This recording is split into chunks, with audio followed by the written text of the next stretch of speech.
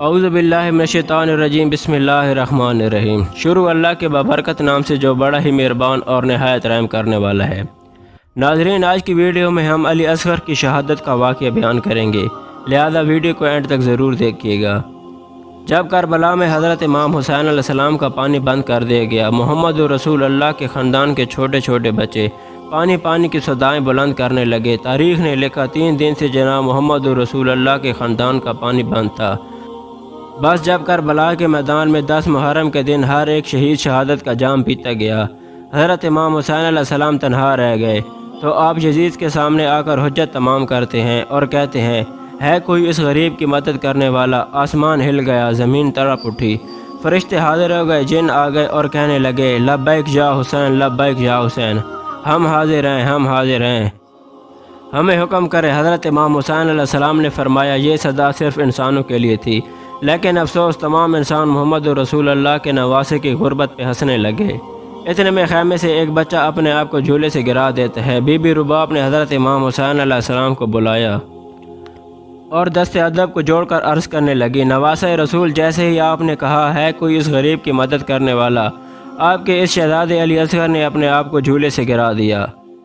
حضرت امام حسین علیہ السلام علی اصغر کا سر چومتے ہیں اور فرماتے ہیں، رباب، میں علی اصغر کو پانی پلا کر آتا ہوں۔ رسول اللہ کا نواسہ حسین ابن علی اپنے 6 ماہ کے علی اصغر کو گود میں لے کر میدان کربلا آتے ہیں اور کہتے ہیں، تمہاری جنگ ہے تو اس رسول اللہ کے نواسے سے ہے، اس معصوم صغیر بچے نے تمہارا کیا بگاڑا ہے؟ ظالموں، 3 دن سے اس 6 ماہ کے بچے نے پانی نہیں پیا، پیاس کی وجہ سے اس کی ماں کا دودھ خشک ہو گیا ہے، لوگوں اس بچے کو پانی پلاؤ۔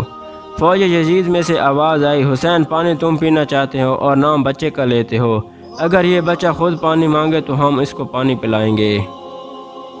حضرت امام حسین علیہ السلام نے علی اصغر کو بلند کیا اور فرمانے لگے، اصغر، مانگ، اپنی نانا کی امت سے پانی مانگو۔ حضرت امام حسین علیہ السلام کا یہ کہنا تھا۔ علی اصغر کے ہونٹ ہلے اور علی اصغر فرمانے لگے، اے لوگوں، میری رگوں میں تمہارے رسول اللہ کا خون بہتا ہے، اے لوگوں، میں 3 دن سے پیاسا ہوں، مجھے پانی پلاؤ۔ تاریخ نے لکھا، علی اصغر کی صدا سے فوجی اشکیاں ہلنے لگی، کوہرام برپا ہو گیا۔ عمر بن سعد اور شمر نے کہا، کہیں فوجی یزید بغاوت پر نہ اتر آئے۔ آواز بلند کی، ہرملہ تیر چلا۔ ہرملہ نے نشانہ لیا اور تیر علی اصغر کی طرف چلا دیا۔ تیر کی 3 نوکیں تھی، ایک نوک علی اصغر کی کمر پہ لگی، دوسری نوک اس کے بازو پہ لگی اور تیسری نوک علی اصغر کے کان میں لگی۔ تیر اتنا وزنی تھا کہ علی اصغر کو چیر کر حضرت امام حسین علیہ السلام کے بازو پر جا لگا۔ تاریخ نے لکھا، علی اصغر کے جسم سے خون حضرت امام حسین علیہ السلام کے ہاتھوں پر آ گیا۔ حضرت امام حسین علیہ السلام علی اصغر کو اپنے ہاتھوں میں لیے اپنے نانا کی امت کو دیکھ رہے ہیں، چاہا کہ علی اصغر کے خون کو زمین کے حوالے کرے۔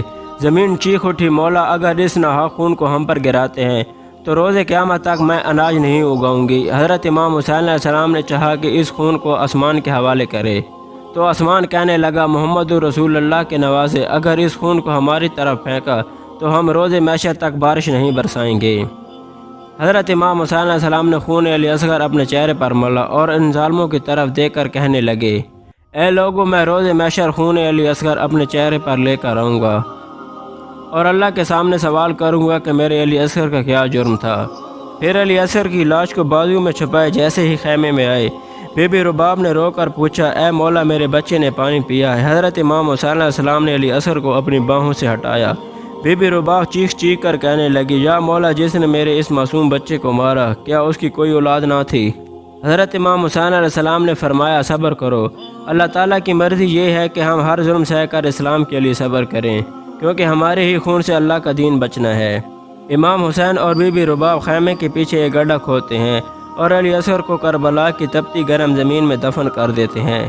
بس جیسے ہی حضرت امام حسین علیہ السلام کی شہادت ہوئی تو بیویوں کے خیمے جلائے گئے، آل رسول کو لوٹا گیا، سروں کو کاٹا گیا۔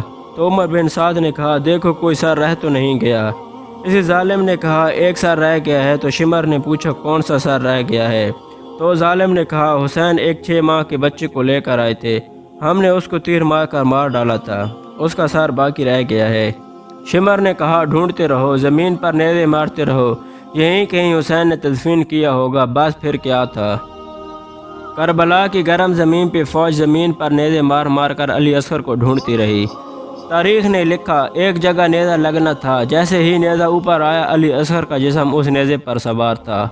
فوج یزید خوشی سے جھوم رہی تھی اور وہاں ایک ماں نے اپنے بچے کو نیزے کی نوک پر دیکھا تو مدینے کی طرح منہ کر کے کیا کہا کہ یا رسول اللہ، دیکھے آپ کی امت نے ہمارے ساتھ کیا ظلم کیا، لیکن ہمیں اسلام کی بقا کے لیے ہر تکلیف منظور ہے، مگر اب جب تک یہ رباب زندہ رہے گی نہ ٹھنڈا پانی پیے گی اور نہ کبھی سائے میں بیٹھے گی۔